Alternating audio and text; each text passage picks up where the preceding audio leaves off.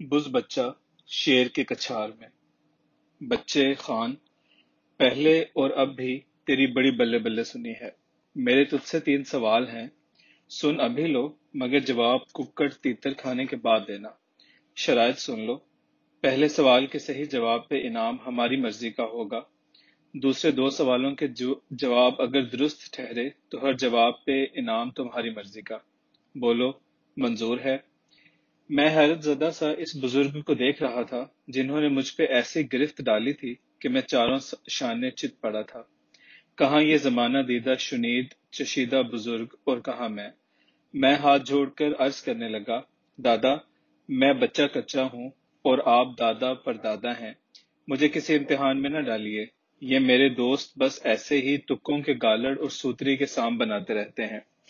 نہ برخوردار، اب ایسے جان نہ چھوٹے گی۔ انہوں نے ایک شیر سے دھاڑ کے ساتھ کھانا لانے کا حکم دیا اور پھر میری جانب متوجہ ہوئے۔ سوال نمبر 1، 1 اور 1 کتنے ہوتے ہیں؟ پھر خود ہی کہنے لگے، دیکھا کتنا آسان سا سوال ہے۔ یہ سوال آج سے 50 برس پہلے مجھ سے میرے مرشد نے پوچھا تھا اور فرمایا تھا کہ کرم الہی، اگر تم نے اس کا جواب درست دے دیا تو پھر تم میرے پکے مرید، اور اگر غلط دیا تو پھر رن مرید۔ سوال نمبر 2، عشق کیا ہے؟ سوال نمبر 3، ایک گاؤں کے باہر ایک بورڈ آویزاں ہے، اس پہ لکھا ہے کہ یہ روپ پور ہے۔ اس تحریر میں کیا خوبی ہے جس نے اس کو باکمال اور لاجواب بنا دیا ہے؟ دادا نے ایک بھرپور کش کھینچ کر اپنی متجسس سے بے قرار آنکھیں مجھ پہ گاڑ دی۔ شاید وہ اپنے سوالات کا کوئی رد عمل میرے چہرے پہ دیکھنا چاہ رہے تھے، اور ادھر میں تو بنا ہی چکنی ملتانی مٹی کا تھا جس پر نظر تو کیا کچھ بھی نہیں ٹکتا، پھسل کر ادھر ادھر لڑک جاتا ہے۔ کھانا آ گیا تھا، ہم دن بھر کے بھوکے پیاسے ایسے ندیدے پنے سے کھانے پہ ٹوٹے کہ توبہ بھلی۔ میرے خیال میں دادا کے دانت اصلی تھے، مرغ کی ران، بٹیر بیچارے کی کیا بساط، مچھلی، کنگھی، کانٹے سمیت سب کچھ جو منہ میں پہنچتا وہ سیدھا پیٹ میں اتر جاتا، ہڈی تک نہ کھینچی جاتی، کسی سمندری ریل کی طرح گوشت، ہڈی، کانٹے سب اندر۔ سلیمان کے والد صاحب نے پہلی مرتبہ زبان کھولی، میاں جی، آپ کس شغل میں پڑ گئے؟ چھوڑیے ان بچوں کو، یہ ابھی نادان اور شیطان ہیں۔ نہ فضل کریمہ، میں اس بچے خان کو نہیں چھوڑ سکتا۔ باقی رہے یہ دونوں سلیمان اور سرفراز احمد، تو ان دونوں کو تمہاری سفارش پہ چھوڑ دیا۔ دادا کھانے کے بعد پھر میری طرف متوجہ ہوئے۔ ہاں بھائی، میرے جواب کیا ہوئے؟ دادا کہتے ہیں کہ ہر سوال کا کوئی نہ کوئی جواب ضرور ہوتا ہے، ضروری نہیں کہ وہ درست اور صحیح ہو، مگر ہوتا ضرور ہے۔ ظاہر ہے کہ آپ کے سوالوں کا بھی کوئی نہ کوئی جواب ضرور ہوگا۔ ایک بات آپ نے فرمائی کہ آپ کے مرشد نے آپ سے 1 اور 1 کتنے ہوتے ہیں کا سوال پوچھا۔ کیا میں پوچھنے کی جرت کر سکتا ہوں کہ آپ نے کیا جواب دیا تھا؟ دادا ذرا سا اکھڑے جیسے جواب دینے میں تعمل کر رہے ہوں، آخر بولے، یار میں تو مرید نہ بن سکا، البتہ رن۔ ویسے آپ نے کچھ نہ کچھ جواب تو ضرور دیا ہوگا، میں نے اسی لمحے پوچھا۔ دادا بولے، ہاں میں نے وہی جواب دیا جو اس سوال کا جواب ہے، یعنی 1 اور 1 2 ہوتے ہیں۔ ایک محاورہ بھی ہے کہ 1 اور 1 11 ہوتے ہیں۔ میں نے ان کی بات بڑھائی، اگر بالفاظ دیگر کہا جائے کہ علم ریاضی میں 1 اور 1 2 ہوتے ہیں، علم تجارت میں 11، اور علم العشق میں یہ 1 سے 2، پھر سے 1، اور بالآخر یہ 1 سے 0 ہونے کے باوجود کچھ نہیں رہتا۔ یہ ذات کی نفی ہی عشق ہے۔ اس زیرو کوشش جہاد کہیں سے بھی دیکھو، یہ نفی یعنی زیرو ہی نظر آتا ہے۔ اس کو سکیڑتے جاؤ تو بالآخر ایک معدوم سا نقطہ رہ جاتا ہے۔ دین اور دنیا کا ہر قلم سینہ کرتاس پہ قدرتی طور پہ یہ پہلے نقطہ ہی بناتا ہے۔ اسی نقطے سے پھر علم الاسماء کے سارے نقطے ابھرتے ہیں۔ یہ روپ پور ہے۔ اس منفرد تحریر بھی اسی نقطے کا نقطہ کار فرما ہے۔ اسے نفی کے نقطے کی طرح سیدھا پڑھو یا الٹا، یہ روپ پور ہی پڑھا جائے گا۔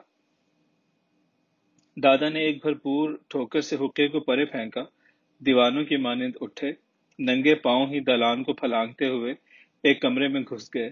سلیمان کے والد بھی اٹھے اور دادا کے بند کمرے کے باہر خاموش سے کھڑے ہو گئے۔ سلیمان اور سرفراز احمد بھی یوں گھور رہے تھے جیسے کہہ رہے ہوں کہ بچوں، اگر دادا نے کوٹھری کے اندر مرغابیوں کا شکار کرنے والی بندوق سے خودکشی کر لی تو تمہیں بھی اس بندوق سے۔ یار آپ کے دادا کو حکے توڑنے کا دورہ پڑتا ہے، حد ہو گئی، اتنا غصہ۔ میرا خیال ہے کہ وہ انعام نہ دینے کا بہانہ یا کوئی جواز تلاش کرنے کمرے کے اندر گئے ہیں۔ اسی دوران عشاء کی اذان بلند ہوئی، جواز ہاتھ آ گیا تھا۔ نماز کے بہانے ہم مقتل سے سر بچا کر نکل آئے اور گھر جانے کے بجائے بڑی مسجد کی جانب چل دیے۔ سرفراز احمد نے خدشہ ظاہر کیا کہ وہاں تو پیر صاحب ہوں۔ میں نے جواب دیا کہ وہاں پہ اللہ بھی تو ہوگا۔ مسجد میں داخل ہوتے ہی مجھے پیر صاحب دکھائی دیے جو بڑے اہتمام سے وضو کر رہے تھے۔ دو شاگرد مٹی کے لوٹے تھامے پانی ڈال رہے تھے۔ حلق کے غرارے، نتنوں میں پانی کا اتار چڑھاؤ، موٹے موٹے بازوؤں کوہنیوں پہ پانی کا بے تحاشا بہاؤ۔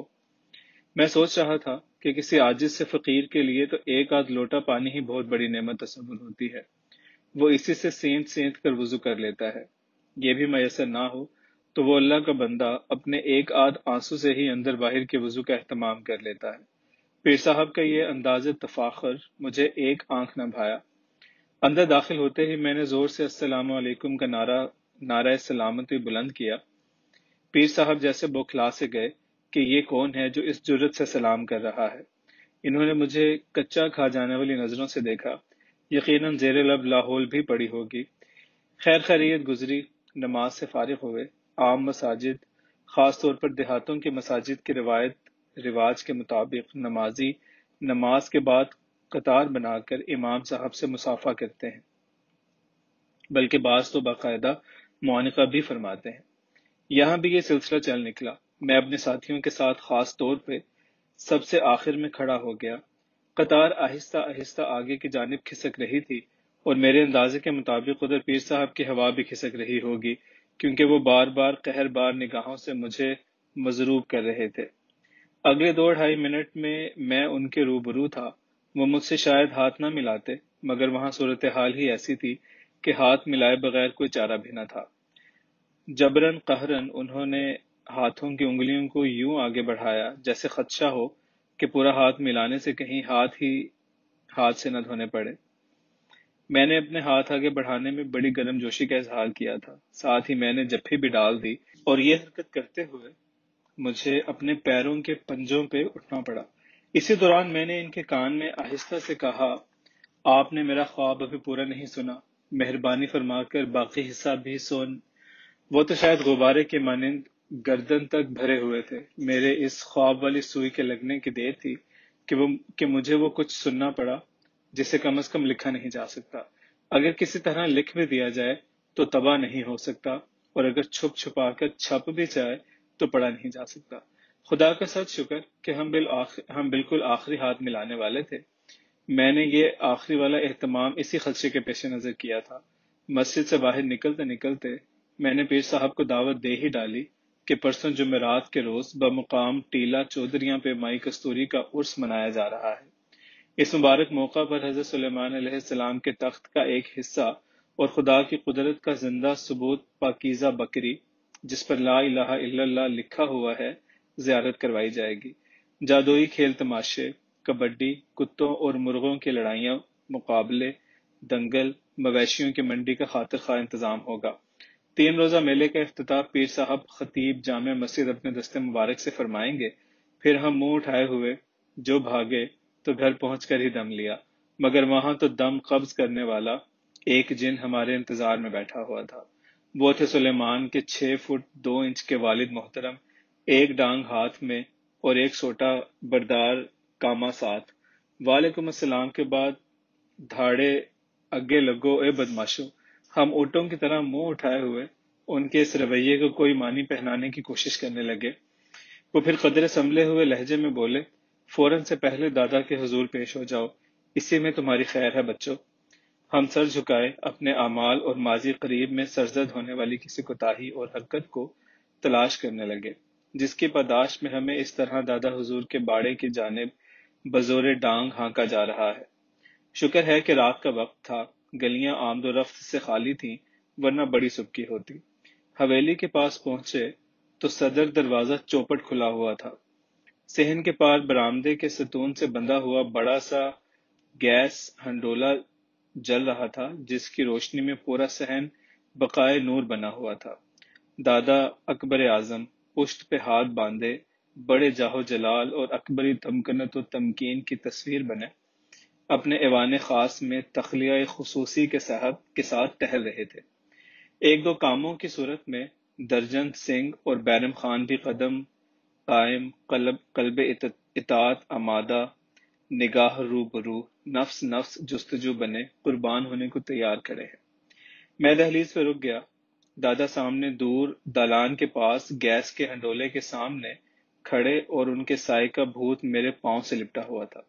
انہیں ہمارے پہنچنے کی اطلاع مل چکی تھی۔ وہیں کھڑے کھڑے ہمیں گھورتے ہوئے پھر آہستہ آہستہ ان کا سایہ میرے سراپے سے گزر کر دروازے سے باہر نکل گیا اور وہ میرے سر پہ کھڑے تھے۔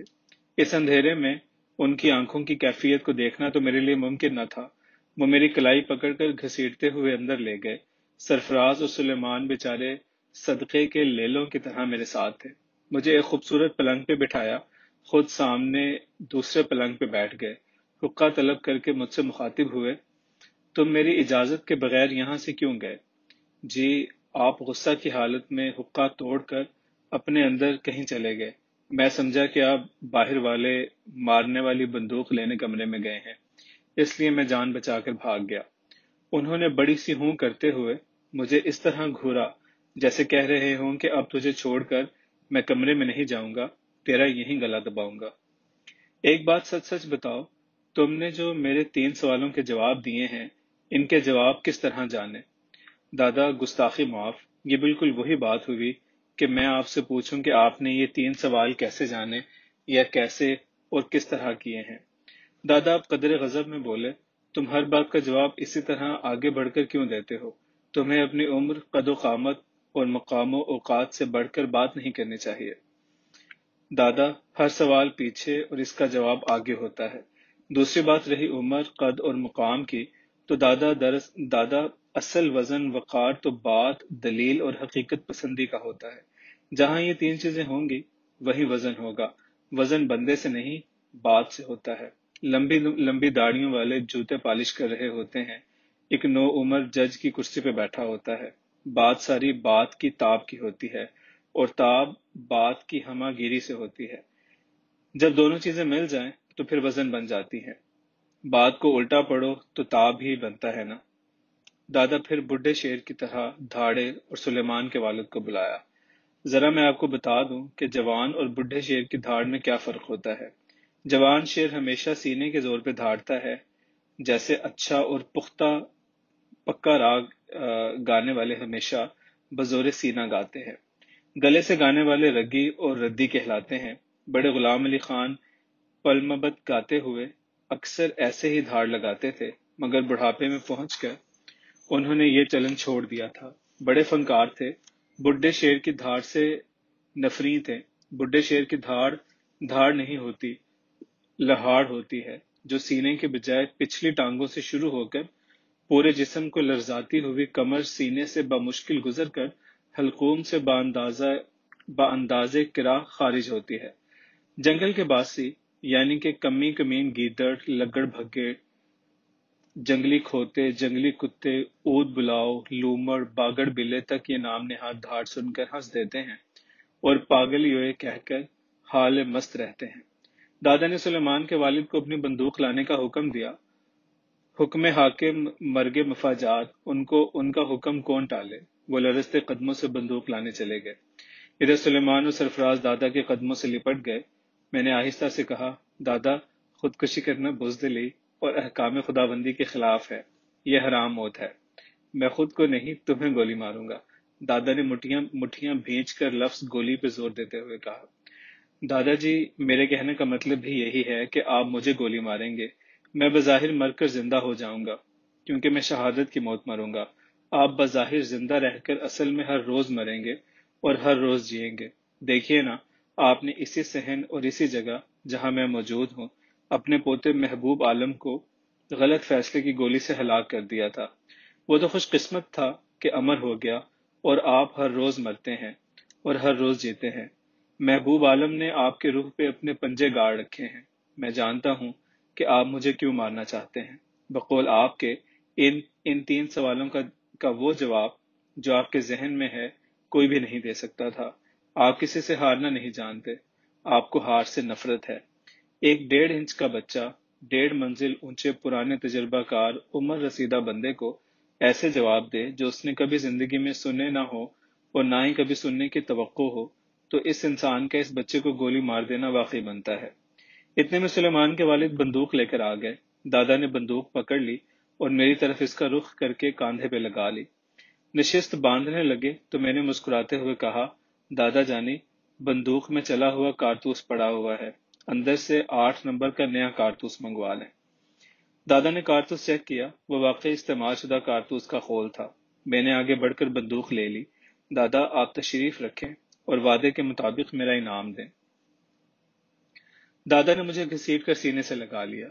اپنے کامے کو کہا کہ ساتھ والے گھر میں اطاولہ پٹواری بیٹھا ہے، اسے بلا لاؤ۔ 2 منٹ میں پٹواری پہنچ گیا۔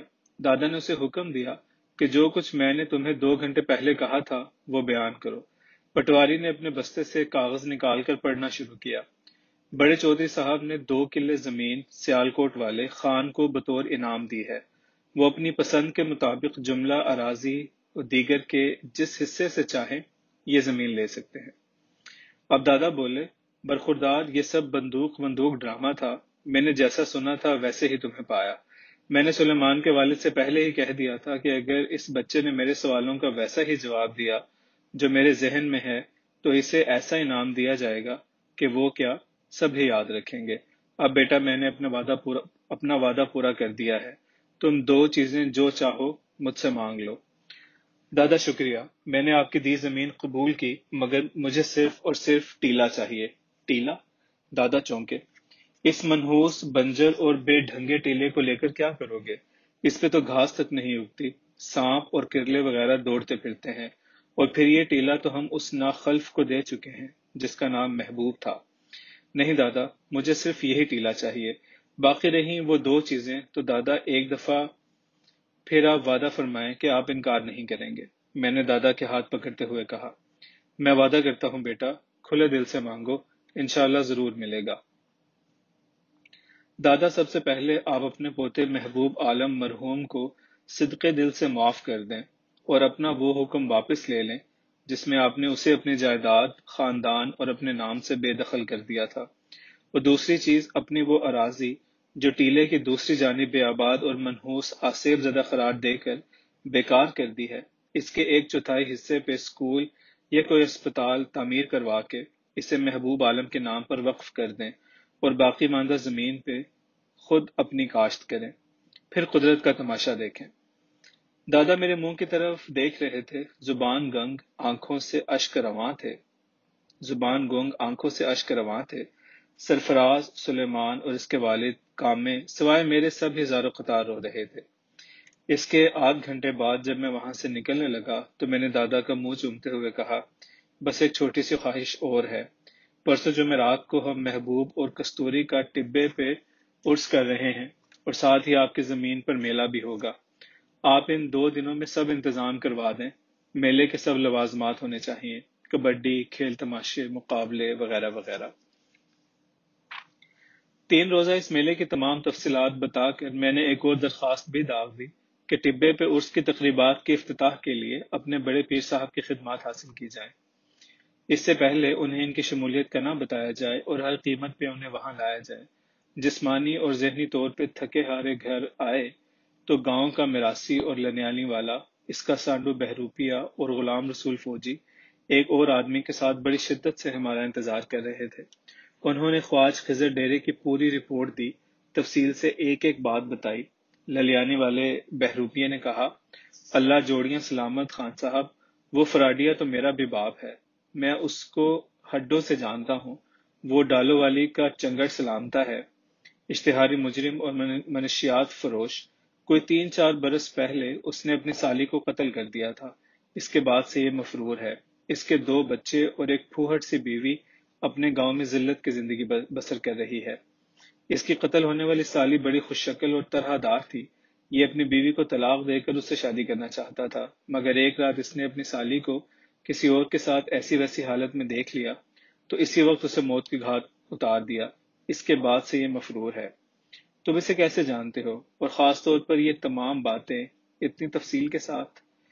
سرکار مولا خوش رکھے، یہ ضلع سیالکوٹ تو اپنی جو ہے، ایک ایک پنڈ، ایک ایک قصبہ دیکھا بھالا ہے۔ یہ بھانڈ، میراسی، چنگڑ، نیاریے، وان کٹ، چوڑے، بردے کونے، ملنگے، سانسی، یہ ساری قومیں قریب قریب چھوٹی موٹی جرائم پیشہ ہوتی ہیں۔ پولیس، ضلع کچہری کے مخبر بھی یہی ہوتے ہیں۔ یہ ایک دوسرے کی کرتوتوں سے خوب واقف ہوتے ہیں، بلکہ ضلع میں کہیں بھی کوئی واردات ہو جاتی ہے تو فٹ دوسروں کو علم ہو جاتا ہے کہ یہ کام کس نے کیا ہے، اور جب پولیس کسی کیس میں ناکام ہو جاتی ہے تو آخری حربے کے طور پہ انہی لوگوں کو پکڑ کر اندر کر دیتی ہے۔ مال، انعام یا کسی بھی ذرائع سے وہ ان سے اپنے کام کی بات اگلوا لیتی ہے۔ میں اس کے باپ شادے چنگڑے سے چھتروں کا کاروبار بھی کرتا رہا ہوں۔ اچھا یہ بتاؤ کہ جب تم ڈیرے پہ گئے تو اس نے تم لوگوں کو دیکھا، کہیں تمہیں پہچانا تو نہیں؟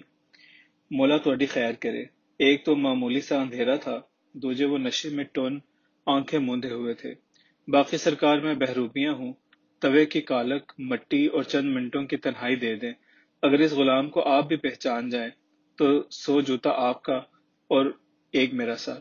موتیاں والیو، ہم تو اپنی بڈھیوں، بیویوں، بچوں کو بھی چکما دے جاتے ہیں، اپنے ہی گاؤں علاقے میں افسر بن کر آتے ہیں اور مال بنا کر اڑن چھو ہو جاتے ہیں، بلکہ تھانوں میں اچانک پہنچ کر تھرتلی مچا دیتے ہیں، کھا پی خدمت کروا روب جما کر اپنی اصلیت ظاہر کرتے ہوئے پاؤں پڑ جاتے ہیں، پھر جوتے گالیاں کھا کر واپس آ جاتے ہیں۔ بہروپیہ کچھ بھی بن جائے، کچھ بھی کر لے، اس کی سلامتی اپنا آپ ظاہر کر دینے میں ہی ہوتی ہے۔ اپنے بہروپ کو فن اور پیشہ بتا کر وہ اپنی جان بچا لیتا ہے اور مال بناتا ہے۔ میں بھی وہاں جانے سے پہلے اپنا حلیہ تبدیل کر لیا تھا، آپ بے فکر رہیں۔ اب میں نے اسے اس گاؤں کے پیر صاحب کے متعلق تمام معلومات بہم پہنچائیں، اس سے اپنی ملاقاتوں کا بھی تفصیلی ذکر کیا اور ساتھ ہی اپنا سارا پلان اس کے کانوں سے نکال دیا کہ ہم نے کیا کرنا ہے۔ دراصل ہم خواج خضر والے ڈیرے کے فراڈ کو اسی گاؤں کے پیر صاحب کے ہاتھوں ختم کروانا چاہتے تھے، کیونکہ یہ دین کے ان ذمہ دار لوگوں کا ہی فرض بنتا ہے کہ وہ اللہ کی مخلوق کو ایسے دھوکہ بازوں کے چنگل سے بچائیں۔ گاؤں علاقے کا بڑا مولوی اس علاقے کی ایک بہت بڑی طاقت ہوتا ہے، اور ہم اس طاقت کو بر وقت بڑے مؤثر انداز میں استعمال کرنا چاہتے تھے۔ ہم تو لونڈے مونڈے تھے، ہم بچوں کی آواز وہاں جہالت کدے میں کون سنتا؟ میں نے اسے صبح کی نماز میں شامل ہو کر پیر کی زیارت کرنے کا کہہ کر کھیتوں والے ڈیرے بھجوا دیا۔ صبح صبح ہی کامے نے آ کر جگایا اور دادا میاں کا حکم سنایا کہ سب بچے لوگ ناشتہ ادھر آ کر کریں۔ وہاں پہنچے تو ناشتے کا اہتمام دیکھ کر آنکھیں کھل گئیں۔ لسی، مکھن، باجرے کا ملیدہ، ترتراتے ہوئے پراٹھے، لسوڑوں کا اچار، بھنے تیتر اور بٹیر، روے کا حلوہ، گاجروں کا مربع۔ دادا بڑے خوشگوار موڈ میں تھے، کہنے لگے، ایک زمانے کے بعد پرسکون نیند سویا ہوں۔ رات ایک عجیب سا خواب دیکھا ہے، مجھے کبھی بھی کوئی خواب یاد نہیں رہتا۔ رات خواب دیکھا، صبح آنکھ کھلتے ہی سب کچھ بھول گیا، لیکن یہ خواب شاید میری زندگی کا پہلا خواب ہے جو اپنی تمام تر جزیات کے ساتھ حرف حرف اور منظر منظر مجھے یاد ہے۔ صبح صبح تمہیں اسی خواب کے سلسلے میں بلایا ہے کہ تمہیں بھی سناؤں۔